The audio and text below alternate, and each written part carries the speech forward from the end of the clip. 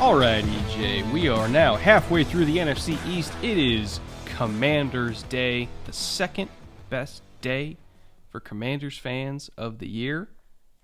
The first best day is going to be when Dan Snyder's forced to sell the team.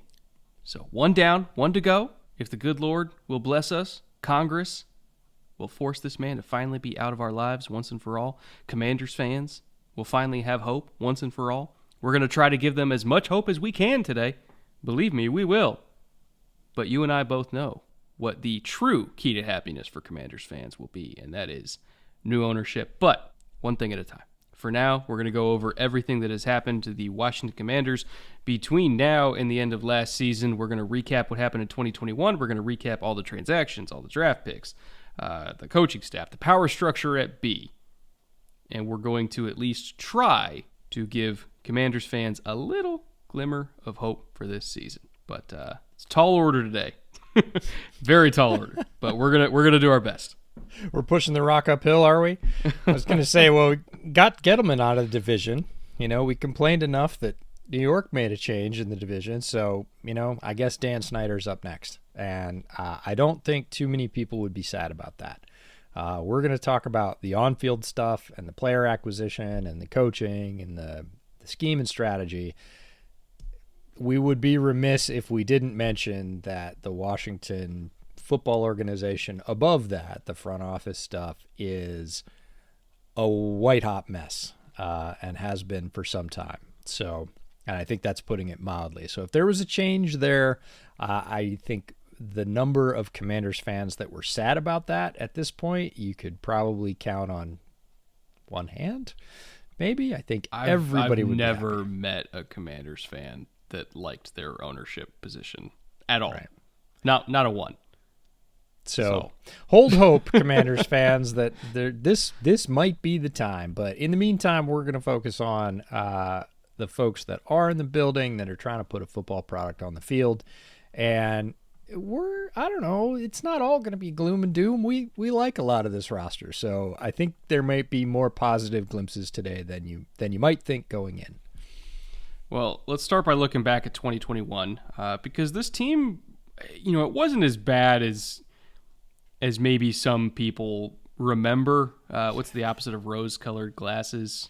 You know, we think about Washington and we think about, you know, the dumpster fire at the very, very top, and I think sometimes we let that invade our opinions of the team themselves. The team themselves wasn't awful. You know, they were slightly below average, but, you know, if a couple balls bounced their way in a few more games, they would have been above 500, and they would have been a team that, you know, not everybody really wanted to play against because they do have a lot of talent, especially on the defensive side of the ball. Like, if a couple injuries didn't happen and a couple bounces went the other way, they very easily could have pushed for a 7 seed. So this is a better team than people think. That's saying a lot considering a lot of the circumstances they've had to deal with. And I think that they got even better for 2022. Like, this is a team that legitimately could take another step forward if things break their way. It's a big if, but looking back at 2021, they went 7-10. They finished third in the division, 3-5 at home. They have virtually no home field advantage to speak of for obvious reasons. On the road, 4-5, which is decent for a road record. Like, if you can go, you know, 500-ish on the road, that's actually pretty darn good. So if they can just maintain that and then pick up a couple extra wins at home, they'll be in good shape. The problem was in their last 5, they slipped to 1-4. Like, they were in position, they were in it, and then it kind of fell apart on them in the last month or so of the season. So again, that's another thing they have to clean up, being strong in December. We've talked about that over and over in these team previews. The teams that are good in December are the ones that really have the most success, because not only is it important to build momentum going into the playoffs, but it's important to be able to play in adverse weather conditions when things get colder and windier and wetter, because you're not guaranteed, you know, a patch of the Super Bowl that's all just dome after dome after dome. You're going to have to be able to play in shit weather, and some teams can and some teams can't. So it's really, really critical to be good in December, and the best teams usually are. I do think that, again, we're going to get into the talent on the roster. They can do better than 7-10 this season. Maybe not a whole lot better, but a little bit better. I don't disagree with that at all. I think, again, we like a lot of parts of this roster. In fact, just pre-show we were comparing it to their division rivals of the New York Giants, and we just went through that roster yesterday. This roster I would take most parts of over that. In fact, possibly all parts, with the exception of the quarterback room. And that's saying something for all the shit I've talked about Daniel Jones, that I would take that. But Carson Wentz at this stage of his career, I don't think is an option over somebody like Daniel Jones that still has some potential, I think. But so many of these rooms throughout the Commanders organization are better. Like, they're really solid talent-wise. So it's not a stretch to me to imagine that they can be better. Yes, they need breaks. And yes, unfortunately, they need good quarterback play just like every other team in the NFL. I'm not sure if they're going to get that. But there is so much talent on this roster spread around, could have the impact and push them to a greater result in 2022. Let's take a look at the power structure at B, the people that are trying to guide this ship here. Martin Mayhew, year 2 at general manager, has made quite a few excellent picks, in my opinion. I think he's done a pretty good job of at least trying to restock the shelves here, get the talent level comparable with the rest of the people in the division, which, again, comparing it to the Giants, I think that their roster's in a better shape than the Giants, so at least they got that going for them. Marty Herney, also in year 2 as EVP of Football and Player Personnel, former Panthers general manager for people who remember him there. Ron Rivera, third year at head coach, by all accounts considered to be one of the good guys of the league. I've never talked to anybody that's ever said a bad word about Ron Rivera. So if there was ever a coach that you want to have leading your program, it's somebody like that. Somebody who is unimpeachable character, that players respect, media respects, everybody in the building respects. He's the kind of guy they need there, for sure. And I think that's why they hired him, because they knew they needed that kind of presence. At coordinator, Scott Turner, year 3, 10 years of coaching experience, son of Norv Turner, if the name sounds familiar.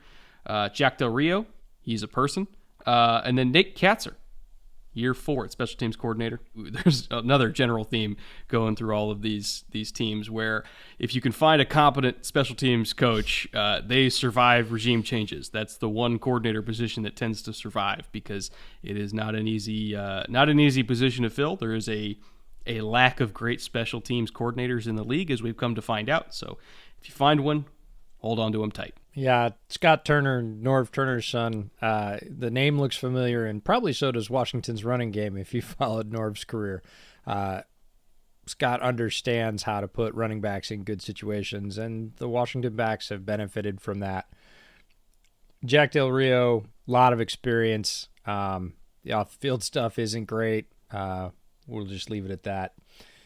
Overall, I think Ron Rivera is the guy they have to have leading this team, because, again, the front office does not go out of its way. In fact, might go out of its way the other way to make his job a lot harder than it has to be. He's had to answer for a lot of things that he's not responsible for. And yes, head coaches have to do that all the time. Rivera's had more than his fair share of that in this job, and has held a very steady ship where a lot of people wouldn't have. So they can win with this structure at the top. And we talked when we were talking about the Tampa Bay staff in terms of experience, and one of the most experienced staffs in the league. Washington's staff gives them an equal run for their money in terms of overall years of NFL experience. It's ridiculous. So going into the notable coaches on offense, John Matsko, the OL coach, 31 years of NFL coaching experience. He's been with the Cards, the Saints, the Giants, the Rams, the Chiefs, the Ravens, and the Panthers. So if you're adding that up, no, it's getting up towards third of the league. Right behind him, Juan Castillo, the tight ends coach, 26 years of NFL coaching experience. Played in the USFL, the original one. Ken Zampese, quarterbacks coach, 24 years of NFL coaching experience. Been with the Eagles, the Packers, the Rams, the Bengals, and the Browns, and also coached in the AAF. Right there, you've got 81 years of NFL coaching experience. 3 coaches, 81 years of NFL experience, and it doesn't stop there. Randy Jordan is the running backs coach, 9 seasons coaching the Washington running backs, so he has survived regime change as well. He played 9 years total in the league with the Raiders and the Jaguars as a running back. Jennifer King is the assistant running backs coach. We got to see her up close at the Shrine Bowl. She's going to be a lead running backs coach in the NFL very shortly. She is an excellent coach. It was really fun to watch her work with half the Shrine Bowl running backs. Her drills were really I loved her interaction with the players, her focus, some of her drills. There was a blocking drill in particular where you may have seen the video I posted. I was standing kind of on a high embankment, and they had, simulated rushers coming in, running backs with bags, basically having to deflect them to either side, move their hips and their feet, strike and punch. Watching her coach that drill, run that drill back, give really focused pointers as a sort of teaching and learning nerd, I was entranced. She is a very good communicator, as all coaches are. Great coach. And you see it in the Washington running backs. They're, capably 3 deep. They could bring in their third string running back and see very little drop off. That's a sign of a great coaching duo in Jordan and King. And then Travell Wharton, the assistant OL line coach, 10-year NFL O lineman, mostly with the Panthers, but he had a cup of coffee with the Bengals at the end. Many current NFL fans will remember that name. He did not play that long ago. And it continues on the defense and special teams side. Sam Mills the third. Yes, not the second. That one tripped me up. Defensive line coach, 17 years of NFL coaching experience. He's the son of Sam Mills Jr., the linebacker, longtime Saints linebacker and Panthers linebacker. Jeff Ganina, assistant defensive line coach, 7 years of coaching experience. Also got to watch him coach up close at the Shrine Bowl. Great guy. Got to meet him. Great coach. And played with more teams than I remembered. I knew he played for a bunch of teams, but not as many as I remembered. Steelers, Panthers, Falcons, Rams twice, Colts, Dolphins, and Texans as a player. So lots of different systems, lots of different coaches. You see that in a lot of folks that go on from a playing career to a coaching career, is that they just have exposure to lots of coaches. Some of them, I'm sure they were like, I'm going to do that if I become a coach. And some of them, they're like, I'm never going to do that if I become a coach. And equally, I think those things are valuable. Chris Harris, coaching defensive backs for Washington, 9 years of NFL coaching experience. 9 years, Chris Harris. Mm-hmm. Former NFL safety, Bears twice, Panthers, Lions, and Jaguars as a player. And then Richard Rodgers, not the tight end Richard Rodgers. He is the assistant DB coach, 31 years of NFL coaching experience. That's how you know he's not Richard Rodgers, the tight end. The other Richard Rodgers. That's right. Played 3 seasons in the Arena Football League. So coaches come from all over.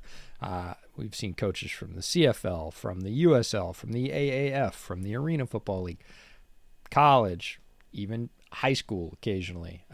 Josh McCown was going to go from high school coaching to NFL coaching a couple of years ago. So this staff is loaded. Players, super experienced NFL coaches. Rivera has one of the widest networks in NFL coaching circles, and it shows on the sort of size and depth and diversity of this staff. That's a great base to build a program on. He was, Jeff Scanina, first of all, I remember him as a Texan. I remember him as a player back in like the late 2000s Texans under Coobs, and Kyle Shanahan was there at OC, which is probably how he ended up getting the defensive line coach position under Shanahan in San Francisco. He played an integral part in developing a young DeForest Buckner. And so I've always kind of respected his work working with young interior defensive linemen. So I think that looking at him plus John Allen plus Fedarian Mathis, Deron Payne, like that's a murderer's row that if there was anybody that I think could help not just make them as good as they are, but make them even better than they are, I think Jeff Scanina is one of them. Really, really, really good defensive line coach. Why don't we take a look at personnel losses? And this was another one of these teams that had a rather large chart in terms of kind of ripping it down to the studs. A lot of names out the door. Not quite as many as the Giants, but it's pretty close. And a lot of the kind of slash and burn they did here was to make room for Carson Wentz, who they're paying $32 million a year at this point. They still have some cap space left. Definitely better cap situation than the Giants, but they had to get rid of a lot of fat from this roster, and boy, did they. Adam Humphries is gone. Eric Flowers is gone. Ryan Fitzpatrick retired. Technically counts, but not really. Landon Collins is gone. Tim Settle's now with the Bills. That one hurt me a little bit because I felt like he was a solid rotational piece for them. Matt Ioannidis hurt me even more because he's an even better rotational piece for them, but he's now down in Carolina. Brandon Scherf is also gone, so both of their starting guards are out the window. And then Kyle Allen, the veteran backup journeyman, however you want to label it, he's now in Houston. So a lot of roster turnover here, especially on the interior offensive and defensive lines. Usually not a place that you want to make yourself thin. That being said, they did do a good job of replacing some of those guys, and we'll get into that in a second. But I did find the slash and burn to create cap space all in the name of trading for Carson Wentz to be rather fascinating. Fascinating is one adjective. It's not the one I would choose. Certainly not the move I think either one of us would have made. In fact, I made the point pre-show that honestly, if you take the backup room behind them, which they didn't have all those guys, they didn't have two of those three guys on the roster when they signed or traded for Carson Wentz.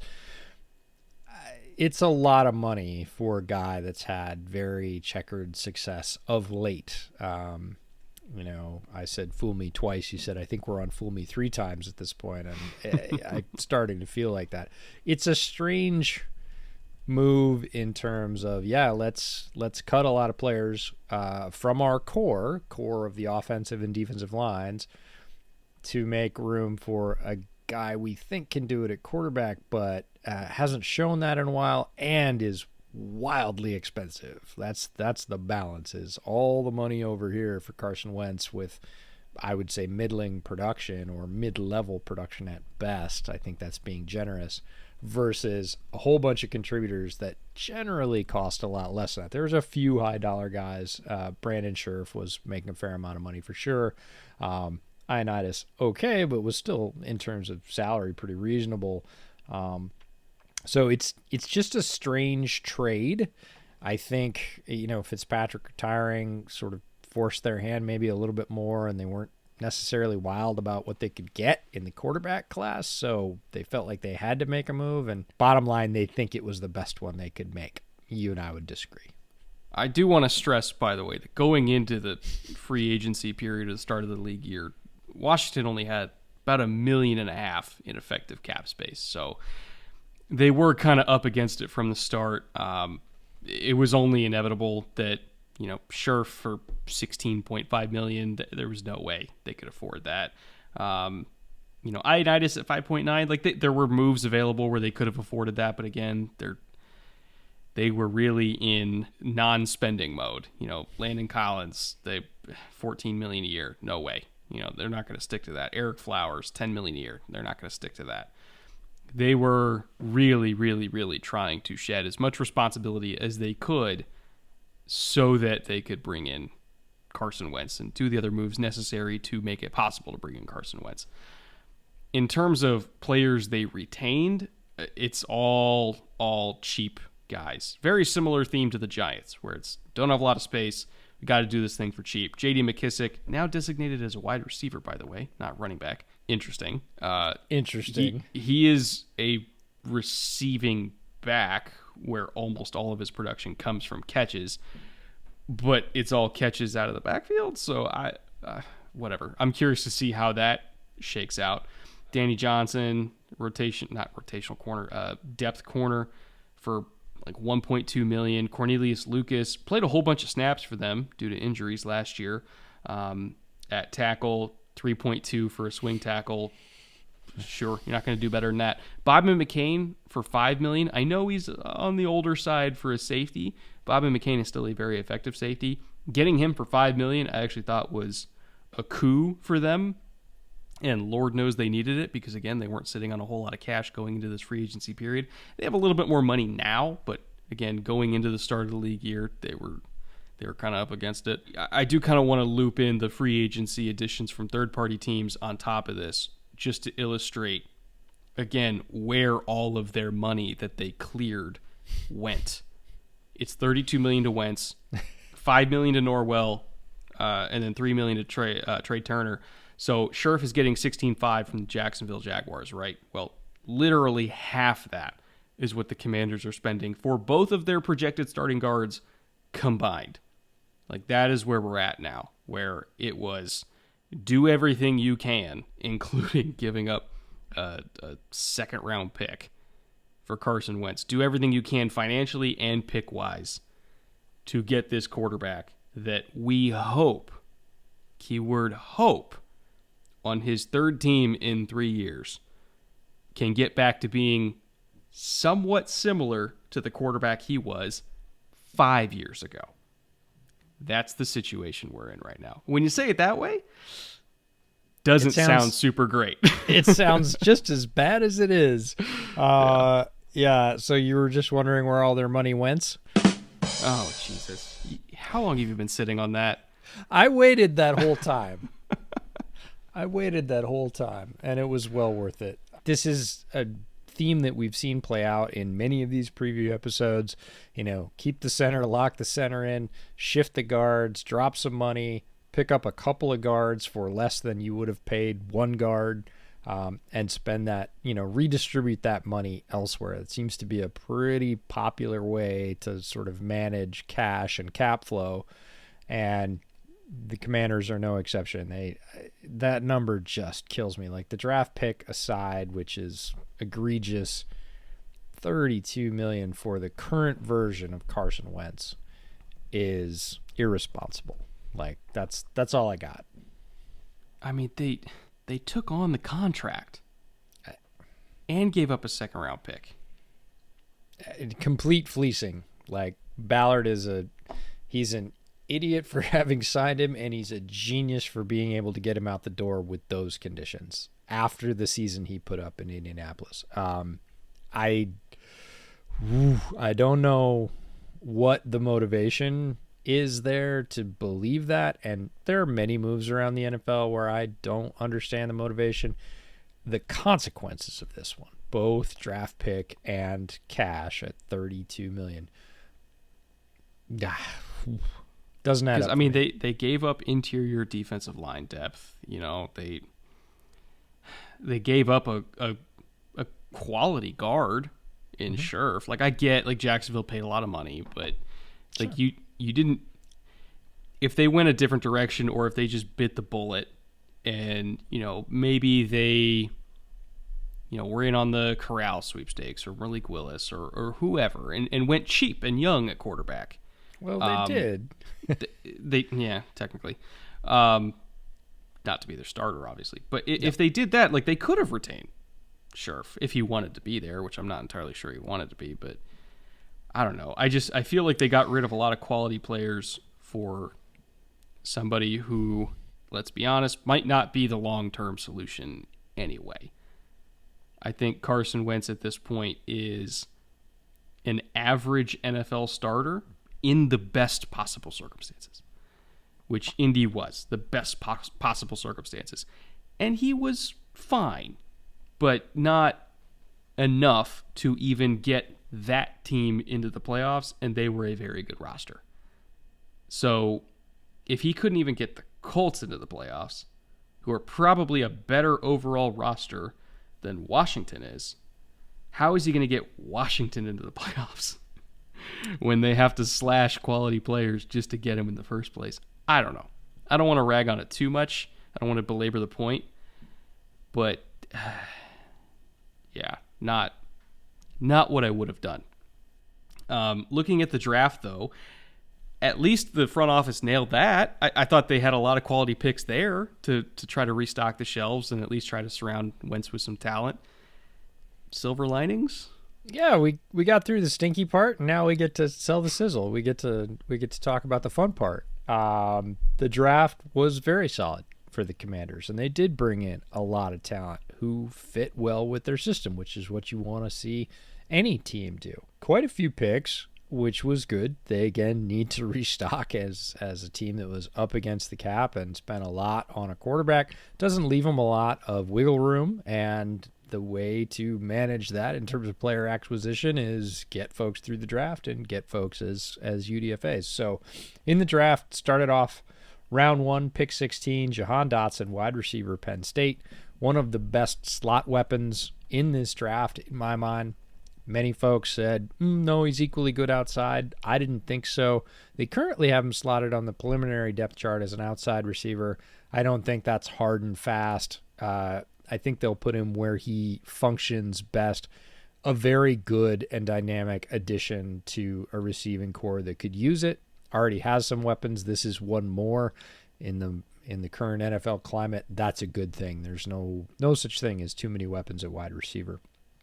Round 2, pick 47, Phidarian Mathis at DT out of Alabama.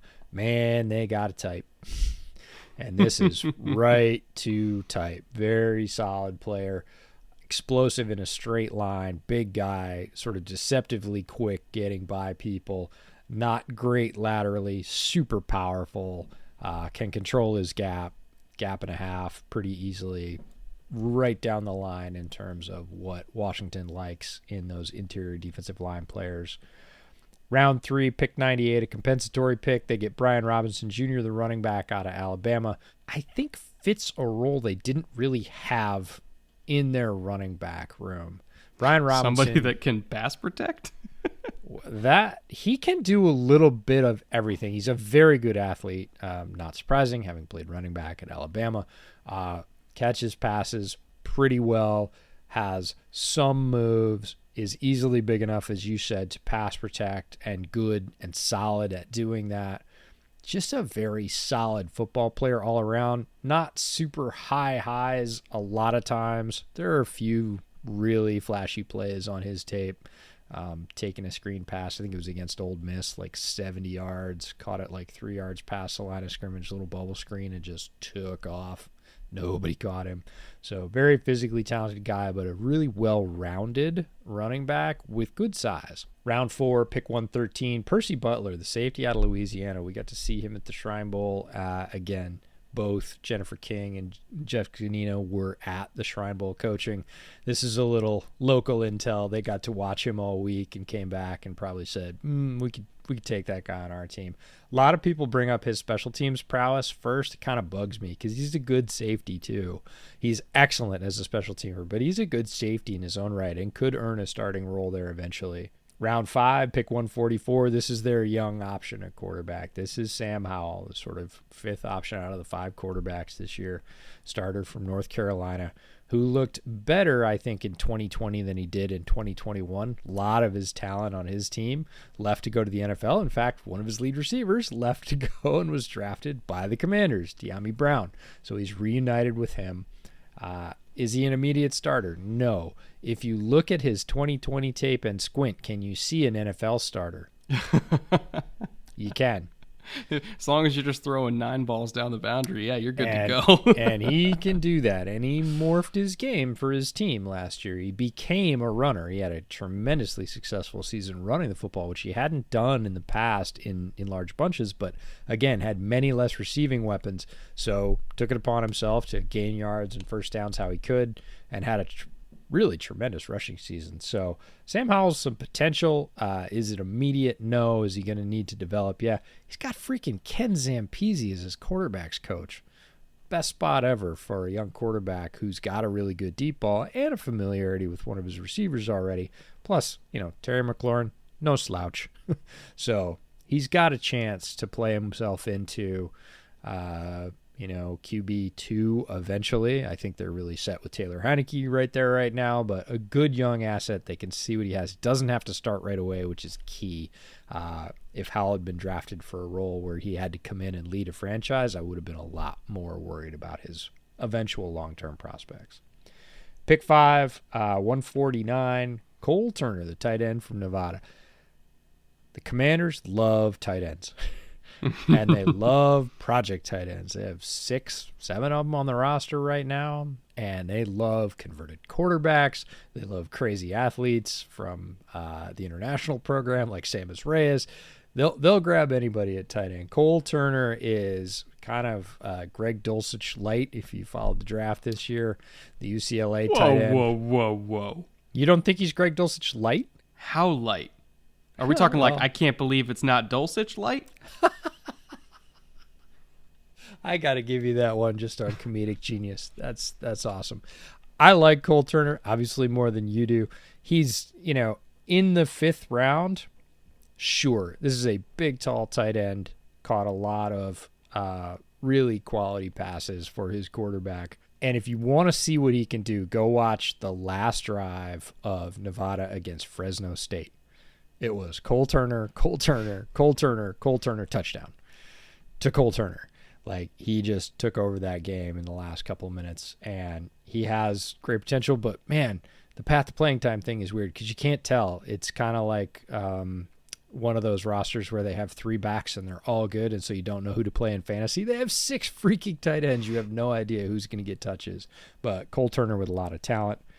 All the way down to round 7, pick 230, one of my favorite picks of the entire draft. Chris Paul, the offensive guard from Tulsa. Everybody concentrated on the other tackle/guard. Now Chris Paul played tackle at Tulsa, but he's I think a very good guard prospect, and I would be pretty surprised. We were sort of comparing notes pre-show. I'd be pretty surprised if he didn't end up as a second-string guard this season for the Commanders. I think he's that good. Very powerful, great movement skills, well over 300 pounds. He's going to fit well in their run game and eventually play a fairly large role, even if it's as a backup for the Commanders. Last pick, 7th round, pick 240. Christian Holmes, the cornerback from Oklahoma State. Didn't watch him. Well, at least you're honest. And I am too. I didn't watch him either. At least we're honest together about that.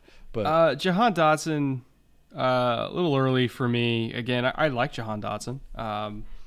Somebody compared him to Tyler Lockett, and I could see that a little bit from a skill set perspective. I think maybe if we're talking about young Tyler Lockett, like coming out of KSU.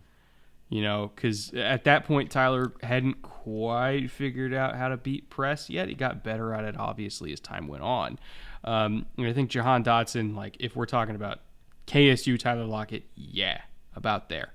Where it's, if he's a Z, or if he's in the slot, anywhere off the line of scrimmage, where he's got a little bit of space to get away from length.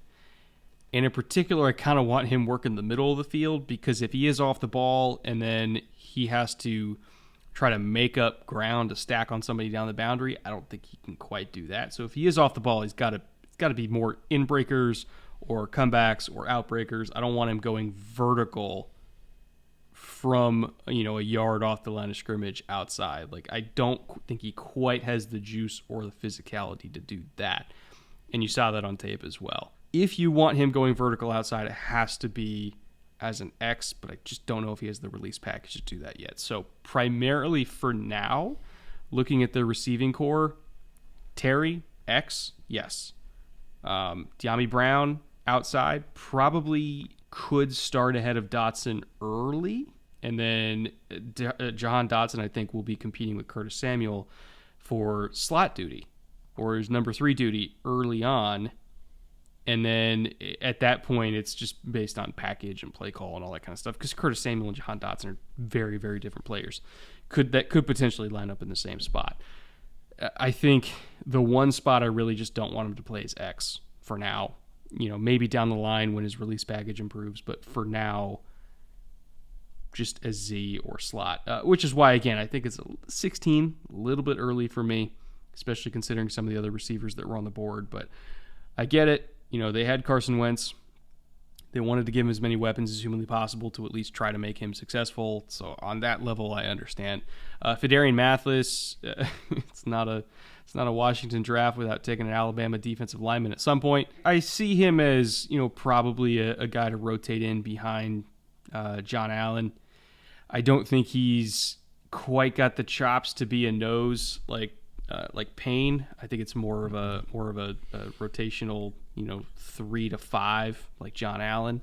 So just mix in the other Bama guy to go with the other Bama guys. Brian Robinson I really did love in the third round. And I think the move to wide receiver for McKissick, at least a reported move to wide receiver for McKissick, really opens the door for Robinson to get a lot of snaps on third downs because, again, he can pass protect. He can pass protect very, very, very well, in addition to catch the ball a little bit too. So I think that really opens the door for him to get significant snaps as a rookie, as a third down back, while obviously Antonio Gibson gets all the early down work, which he probably will because they want to preserve his health and keep a healthy rotation with him. And then Jared Patterson, I don't know, give him a drive a game just to see, a little spark plug. I know he's your guy. He's your guy. Percy Butler, I think early on, he's not going to start over McCain or Curl. Mm-hmm. If they want to do some three safety stuff, he's a downhill, not just hitter, striker. So I think he would be the guy who's more of a down safety in a three safety package. The other two, if just assuming that it's like a two high structure, the other two are going to be high. He's going to be down low. But early on, he will make his name on special teams. I know that you're remiss to bring that up. It's just as the that first everybody thing. Leads with that, and usually that's kind of the backhanded compliment of I know, but great at special teams. Really, really fucking good at it. Totally agree. That's what he's going to make his name for early. I don't want to compare somebody to Matthew Slater, but if he plays in the league for a long time, it's because he's Matthew Slater, but a DB. That's really what we're talking about here. He's so good at it. He could potentially, I think, and this is high praise from a guy that watched him for a long time, he could be Sherrick McManus. And a lot of people are like, oh, that's not great. Sherrick McManus was good when he came in to play at safety, but he made a living leading the special teams units in Chicago for a long time. Again, as an unheralded player in the draft, it's not faint praise to say Percy Butler could carve himself out an NFL career that looked a lot like Sherrick McManus. And if he makes it 7-8 years in the league, playing primarily special teams, guess what? That's a great career. That's like a top 1% career for NFL players. So there's worse fates. At some point he's going to start a game this year. I truly believe that. Probably. I can't explain why, and I can't explain when, but I can't shake the feeling that somewhere along the line we're going to see Sam Howell on that field. And it might just be like a fuck it, let's see what he's got, type moment. But I feel like we're going to get that moment at some point this year. Cole Turner, I can't believe it's not Dulcich. Former wide receiver. He's just a big slot. I don't want him playing any sort of Y-type role.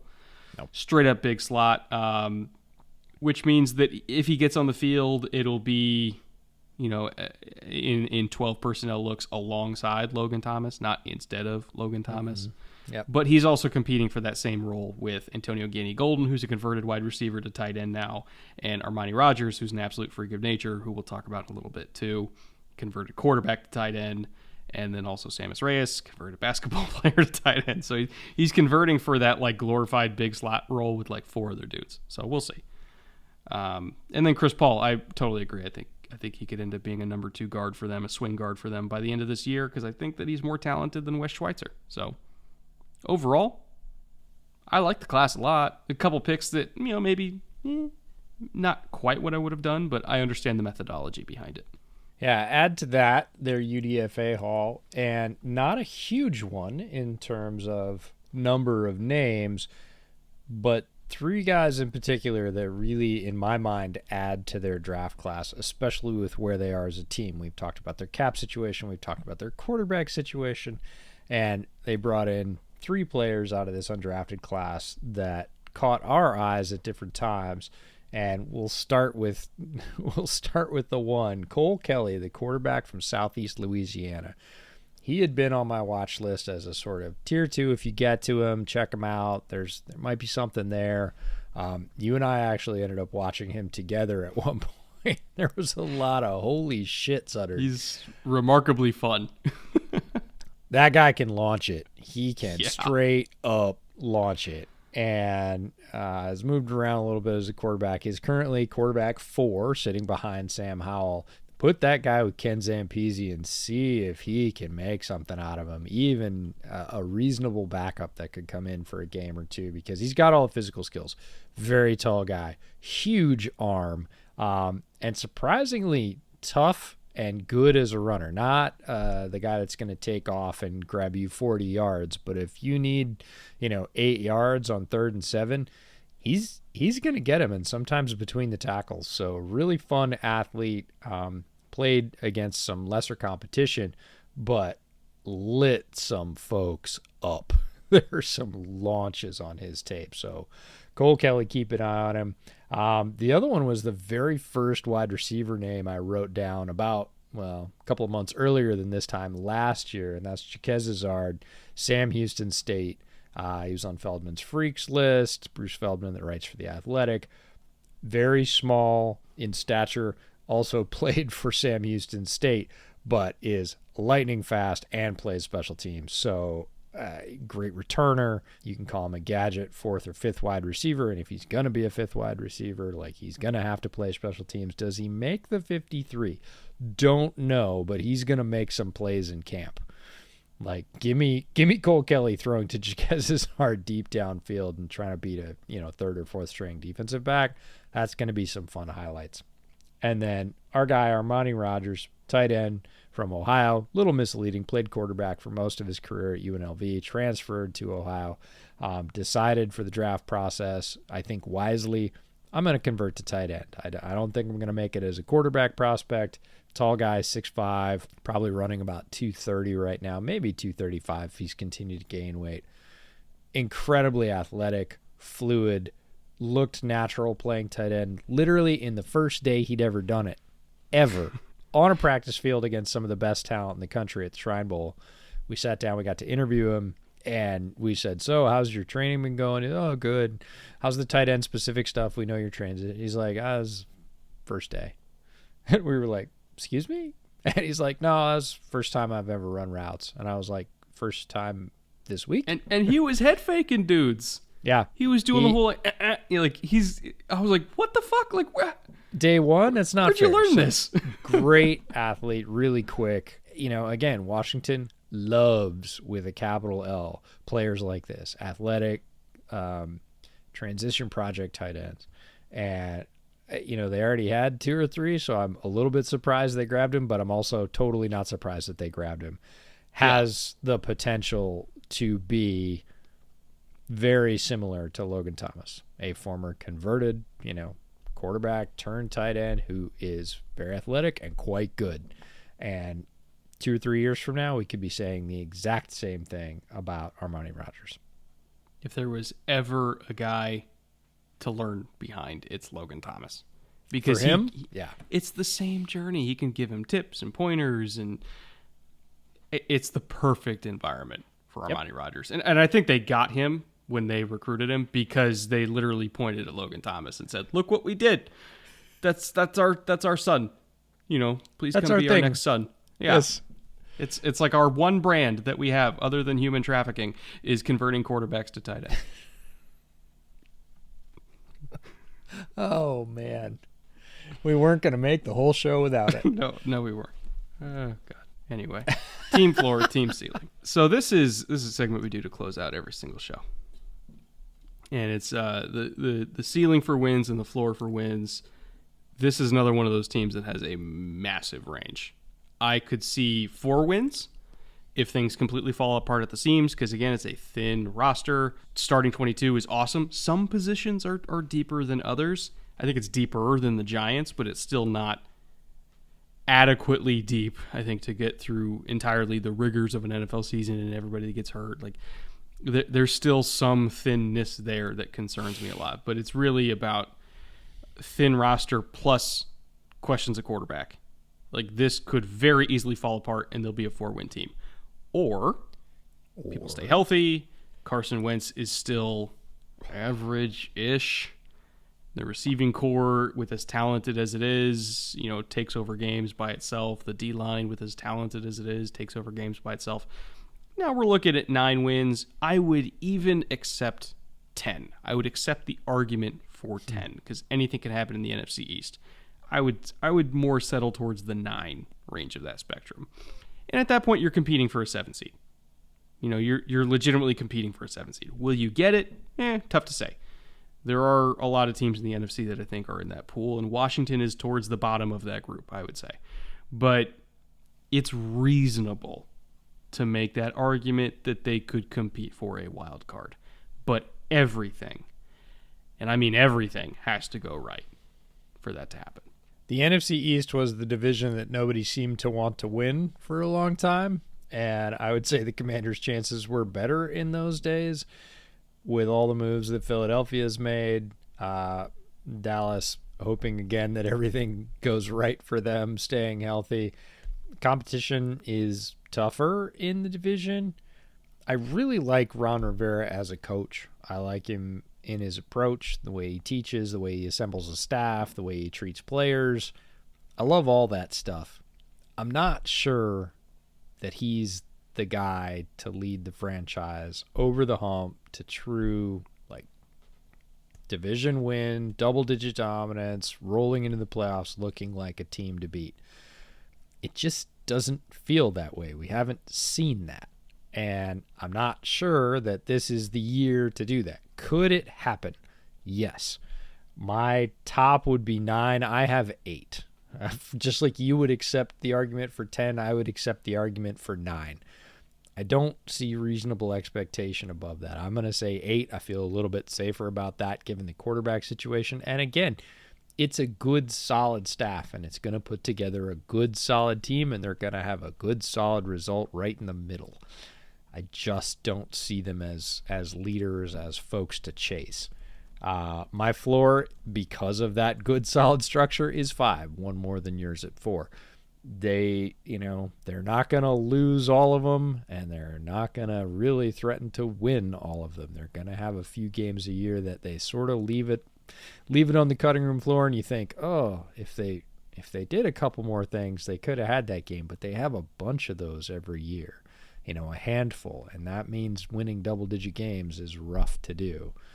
So if everything comes together and Carson Wentz plays even decently, I'd say 8's the ceiling. At the same time, if Carson Wentz gets hurt right away and they start Taylor Heineke, I'm not sure they don't win the same 8 and maybe even look better doing it. If they start taking injuries to some of those thinner position units, 5 wins is the floor for me. So their over-under right now is at 7.5. You taking the under on that? Oh, yeah. I probably would too. Just because I think it's more likely that things go wrong than go right. It's playing percentage at that point. Does that mean I seriously believe they're going to win 7 games or less? I think them winning 7 games or less is more likely than them winning 8 games or more. And that's the line at 7.5, right? I'm like, it's more likely they win less. Would I be shocked if they won 8 and I lost my money? No, which means I won't be betting on this team because they're very hard to predict. But if they're over under 7.5, I'd say that's right about where it should be, and I would bet the under. I mean, it is the NFC East, which means they're going to go 11-6, just to spite They us. could stomp, right? But to your point, everything has to go right. Health has to be right. Look, their secondary is really good. Their defensive line is really good. Linebackers, pretty good. Running back room, deep. Tight end room, probably one of the deepest in the league. And their wide receiver core, again, at the top, looks real good. Their top 4, very solid. Comes down to the guy distributing the ball. We've seen Carson Wentz make some horrendous decisions of late, and I don't care how good your skill position players are, how open they are. If he makes a terrible choice to throw into double or triple coverage, I don't care how open Terry McLaurin was.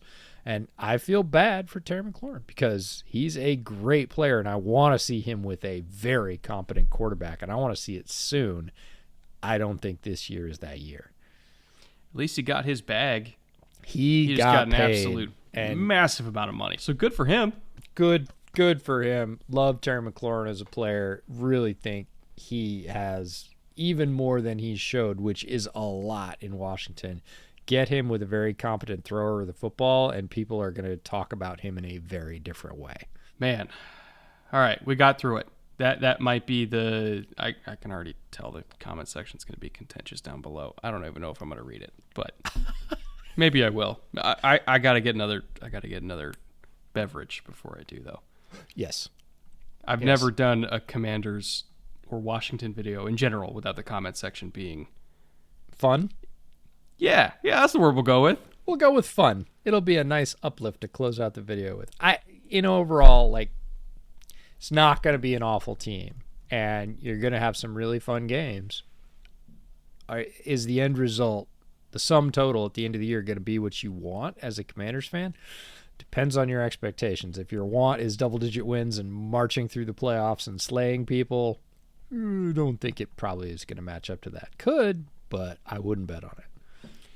Well, at least tomorrow's show, we get to deal with a nice, sane fan base like the Philadelphia Eagles. So I'm looking forward to that. Me too. Silently. Well, at least there's a lot of positive things to talk about the Eagles. Please don't throw batteries at us. I'm asking ahead of time. I mean, at least wrap it in a nice snowball if you're gonna. We gotta get out to Philly at some point and give them a peace offering of. Philly's a great something. town. I love Philly, and Washington's a great town too. I lived there for a year. There's just two fan bases that I don't piss off, and it's Philly and Miami. So I'm just gonna say all positive things about the Eagles tomorrow. 17-0, Super Bowl bound. Go Birds! Let's do this shit. See you guys tomorrow. All right, take care.